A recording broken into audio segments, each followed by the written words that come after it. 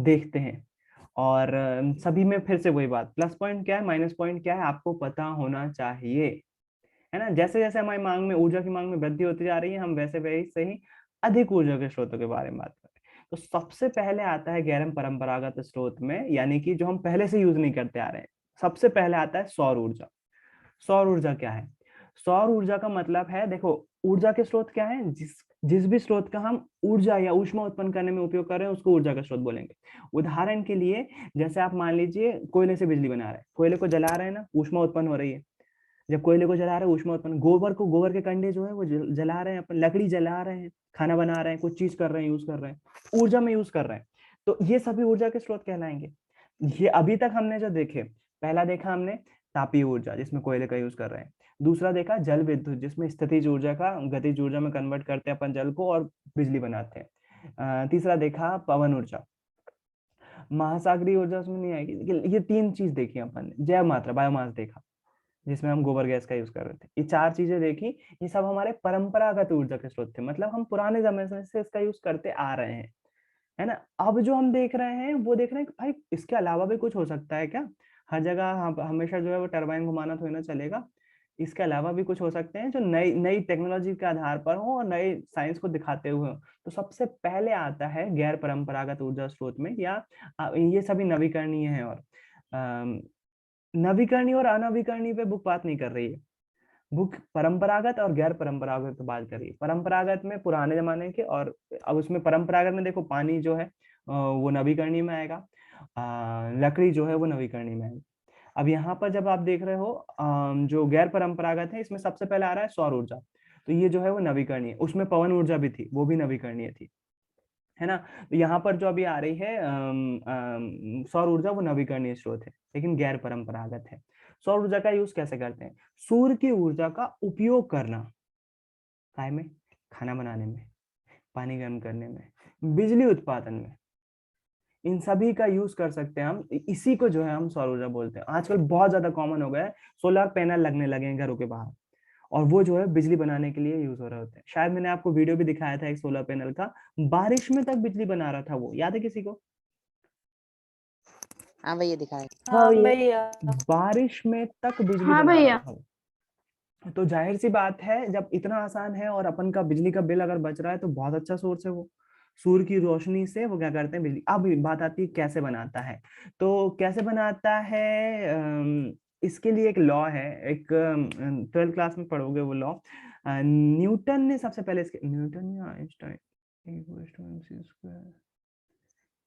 वैज्ञानिक का नाम कंफर्म नहीं किसने बोला था, लेकिन समझ लो इन दोनों में से किसी ने बोला था। आइंस्टाइन या न्यूटन में से कोई एक का दिमाग चला था, जहां तक न्यूटन ज्यादा है, लेकिन कंफ्यूजन है तो मैं दोनों को ही बोल दे रहा हूँ। उन्होंने बोला था, जब भी सूर्य का प्रकाश किरण जो है वो फोटोन से मिलकर बनते हैं, बहुत फोटोन क्या है, ऊर्जा के बंडल होते हैं।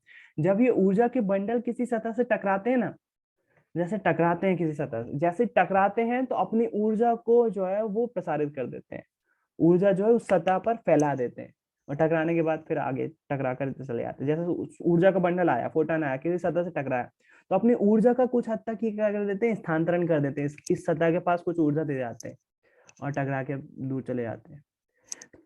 इस नियम का यूज करके जो है वो फिर बोला भाई जब टकरा रहे हैं ऊर्जा, ये जो ऊर्जा टकरा रही है ना, इसका यूज कर सकते हैं अपन। तो बोले कैसे कर सकते हैं, कैसे कर सकते हैं? तो बोले इसको बिजली बनाने में इसका यूज करो, या फिर जो सूर्य जो ऊर्जा हो रही है, जैसे धातु को आप देखो, किसी धातु को सूर्य की रोशनी में रख दो, वो धातु गर्म हो जाएगी। मैं तो अभी भी करता हूँ, मेरी बॉटल को जो है धूप में रख देता हूँ, धूप में रख दूंगा तो वो बॉटल धूप के कारण से गर्म हो जाएगी, पानी भी गर्म हो जाएगा। तो इस तरह से यूज कर सकते हैं बिल्कुल। तो इस तरह से फिर उसका डिवाइस बनने लगी। तो धातु का यूज ना करते हुए उन्होंने देखा कि धातु जितनी जल्दी गर्म हो रही होती है, जल्दी ठंडी भी हो रही है, ऊपर से ज्यादा इलेक्ट्रॉन मुक्त नहीं, मजा नहीं आ रहा है, ज्यादा एनर्जी नहीं बना पा रही है। तो उन्होंने धातु की जगह एक ऐसी चीज का यूज करा जिसकी प्रतिरोधकता वो खुद तय कर सकते थे कि कितनी बिजली उत्पन्न करे, और वो थे सेमीकंडक्टर्स, अर्धचालक। उन्होंने, वैज्ञानिकों ने अर्धचालकों का यूज किया, मेटल्स की जगह सेमीकंडक्टर्स का यूज किया। सेमीकंडक्टर से वो लोग जो है उसकी कंडक्टिविटी खुद तय कर सकते थे। जो सेमीकंडक्टर थे उसमें कितनी ज्यादा मात्रा में विद्युत उत्पन्न हो वो खुद तय कर सकते थे, उनको इम्प्योरिटी मिलानी थी, उसमें अशुद्धता खुद को मिलाना होती है सेमीकंडक्टर में। प्रतिरोध ज्यादा चाहिए तो वो अशुद्धियां ज्यादा मिला, उसके हिसाब से कम ज्यादा कर सकते थे उसकी चालकता, विद्युत चालकता। तो सेमीकंडक्टर्स चीजों का यूज किया गया। सेमीकंडक्टर उदाहरण के लिए सिलिकॉन, सिलिकॉन का यूज किया गया एक सेल बनाने में। उन बहुत एक सेल को बहुत सारे से एक छोटे से सेल को डायग्राम पे समझो। एक सबसे पहले उन्होंने एक सेल बनाया सिलिकॉन का, सेमीकंडक्टर का, और इस तरह के बहुत सारे सेलों को एक पैनल में जो है वो जमा कर लिया।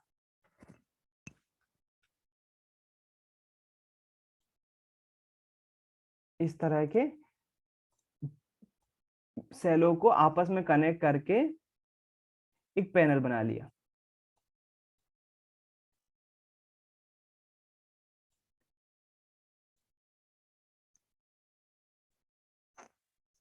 एक पर्टिकुलर को क्या बोलेंगे हम, सेल।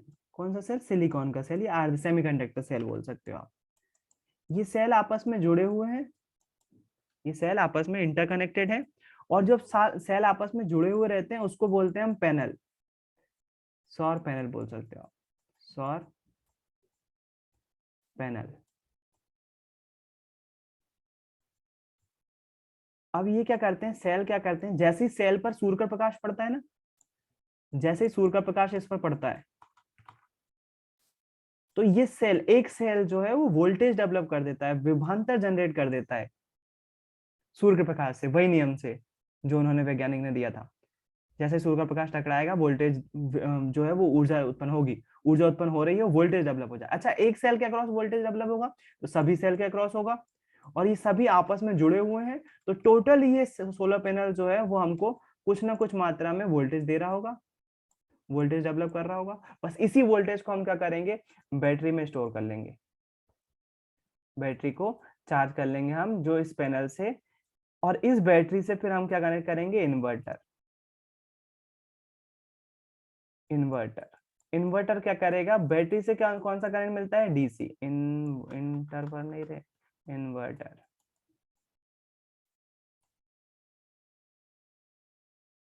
इन्वर्टर, इसको हम कनेक्ट करेंगे इन्वर्टर से, बैटरी से हमको मिलता है डीसी, डीसी सोर्स। और ये क्या करता है, डीसी इन्वर्टर क्या करता है, डीसी को एसी में कन्वर्ट कर देता है, और फिर हमारे घरों के बल्ब जो है और पंखे जो है वो हम चला सकते हैं एसी से। तो सोलर पैनल इस तरह से काम करता है, सूर्य की रोशनी को इकट्ठा करता है, एक सेल, बहुत सारे सेल रहते हैं इसमें, वो सारे सेल जो है वोल्टेज डेवलप करते हैं एक सोलर पैनल के अक्रॉस। वो वोल्टेज क्या करता है, बैटरी को चार्ज करता है, बैटरी से कन्वर्ट किया जाता है इन्वर्टर के द्वारा एसी में, और एसी से हमारे घरों की चीज हम चलाते हैं। ये सोलर सेल होता है। और जब आप बुक में देखेंगे तो आपको पता चलेगा कि जो एक सेल होता है वो 1.7 वोल्ट उत्पन्न करता है। सौर सेल सौर ऊर्जा को विद्युत ऊर्जा में रूपांतरित करते हैं। तो सौर सेल कैसे डिवाइस है, वो सूर्य की ऊर्जा को, सौर ऊर्जा को विद्युत ऊर्जा में चेंज करते हैं। और धूप में रखे जाने पर किसी भी प्रारूपिक सौर सेल से 0.1 से 1 वोल्ट, 0.7 वोल्ट नहीं है, 0.5 से 0.1 वोल्ट, एक सेल, एक सेल इतना उत्पन्न कर सकता है। और एक पैनल पे बहुत सारे सेल होते हैं, एक जैसे ये पैनल लगा हुआ है ना, इस पे बहुत सारे सोलर सेल लगे हुए होंगे ऐसे, और ऊपर से कनेक्टेड होंगे। एक सेल कितना वोल्टेज जब डेवलप कर सकता है, 0.5 से 1 वोल्ट तक का वोल्टेज उत्पन्न कर सकता है। जब वो मतलब 0.7 वॉट, हम बहुत सारे सोलर सेल को आपस में कनेक्ट कर देंगे तो एक पैनल जो है वो बहुत ज्यादा मात्रा में वो वोल्टेज उत्पन्न करने लगेगा। छोटी सी सोलर प्लेट रखी हुई है जिससे बैटरी चार्ज होती है, हाँ बिल्कुल घरों में होती है, कैलकुलेटर में भी लगा रहता है सोलर सेल, है ना, तो वो भी कई कैलकुलेटर्स में होता है। तो सोलर सेल जो है वो सोलर सेल बनाने के लिए सिलिकॉन का उपयोग किया जाता है, सिलिकॉन जो प्रकृति में प्रचुर मात्रा में मौजूद है, परंतु सेलों को बनाने के उपयोग से होने वाले विशिष्ट श्रेणी में सिलिकॉन की उपलब्धता सीमित है। तो सिलिकॉन तो बहुत ज्यादा मात्रा में मौजूद मौजूद है, लेकिन जो सिलिकॉन इसको बनाने के लिए चाहिए वो बहुत कम सीमित है। सौर सेलों के उत्पादन की समस्त प्रक्रिया अभी भी बहुत महंगी है। सोलर सेलों को परस्पर संयोजित करके सौर पैनल बनाने में सिल्वर का उपयोग करते हैं, जिसके कारण लागत में वृद्धि बढ़ जाती है। चांदी का यूज होता है सोलर पैनल बनाने में, पहले होता होगा, अभी अभी चांदी धीरे धीरे कम होता जाएगा जैसे जैसे मेटलर्जी विभाग अच्छा काम कर रहा है ना। फिर उसके बाद इसका यूज कहाँ कर रहे होते हैं, सोलर पैनल का यूज कहाँ कर रहे होते हैं, ये भी इंपॉर्टेंट चीज लिखी हुई है। कहाँ सबसे पहले तो जो अपने मानव निर्मित उपग्रह होते हैं, सैटेलाइट भेजते हैं ना जो हम अंतरिक्ष में, उनको एनर्जी इसी से मिलती है ऊपर जाके। उसी के कारण से आप टीवी देख पा रहे हो अभी, मालूम डिश पे जो आपको चैनल आ रहा है ना, ऊपर सैटेलाइट घूम रहा है ना एक, उसको एनर्जी सूर्य के कारण से मिल रही है, सोलर पैनल लगे रहते हैं। देखा होगा आपने, अगर मंगलयान बनाया है बच्चों ने तो एक इस तरह के पैनल लगे रहता है, यहाँ पर बीच में सैटेलाइट होते हैं, ऐसे ऐसे पैनल लगे रहते हैं। तो ये जो सौर पैनल है, इसी से चार्ज हो रही है इसकी बैटरी, और ये संकेत भेज पा रहा है। अंतरिक्ष में कहाँ है ऊर्जा, वहां पर मोटर थोड़ी ना लगा सकते, अपन तार थोड़ी ना भेज सकते नीचे से ऊपर तक। भेजेंगे तो क्या होगा, गॉबलेस होगी बहुत ज्यादा अगर इतना लंबा तार भेजेंगे तो, लेकिन नहीं भेज सकते। एक वहां पर, फिर उसके बाद कहाँ यूज कर सकते हैं, रेडियो और बेतार संचार तंत्रों तथा सुदूर क्षेत्रों के टीवी रिले केंद्रों में सौर सेल का उपयोग किया जाता है। जहाँ बहुत ज्यादा दूर एरिया है, जहां से सिग्नल भेजे जाना है या रिसीव किया जाना है, वहां पर इलेक्ट्रिसिटी नहीं है पहाड़ों पर, तो वहां पर जो है ट्रैफिक सिग्नलों में, ट्रैफिक सिग्नल में तार वगैरह का झंझट खत्म, सोलर पैनल से चार्ज हो रहे हैं, वहीं चल रहे हैं। परिकल को मतलब कैलकुलेटर्स में बताया मैंने, बहुत सारे खिलौनों में सौर सेल लगे हुए रहते हैं। तो सौर सेल का यूज जो है ऐसे इलाकों में भी किया जाता है जहाँ पर तार से बिजली नहीं पहुंचा सकते।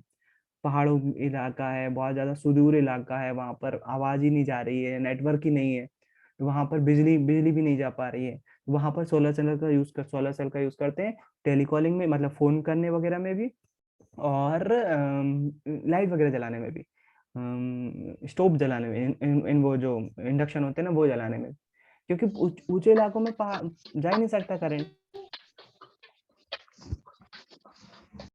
क्या हुआ सब? भैया तो सिलिकॉन क्या होती है, मैं भूल गया थोड़ा। सिलिकॉन उपधातु होती है। जैसे आपने अगर वो टेबल देखी होगी, कौन सी, पीरियोडिक टेबल, पीरियोडिक टेबल में धातुएं आती हैं, फिर उसके बाद जो है वो अधातुएं आती हैं और उपधातुएं आती हैं। तो जो सिलिकॉन होती है वो उपधातु होती है। मैं एक बार इमेज दिखा देता हूँ आपको पीरियोडिक टेबल की, ताकि सभी को याद आ जाए। सिलिकॉन जो है वो उपधातु है, देखो इस टेबल को ध्यान से देखोगे तो ये सारी धातुएं कहलाती हैं। ये वाली जो है, ये पूरी जो है,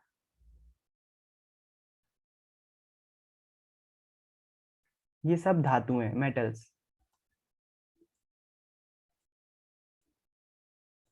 cobalt, nickel, copper, zinc, rhodium, फिर उसके बाद zirconium, titanium, scandium, calcium, magnesium, barium, sodium, potassium, rubidium, yttrium, ये सारी जो है वो धातु हैं।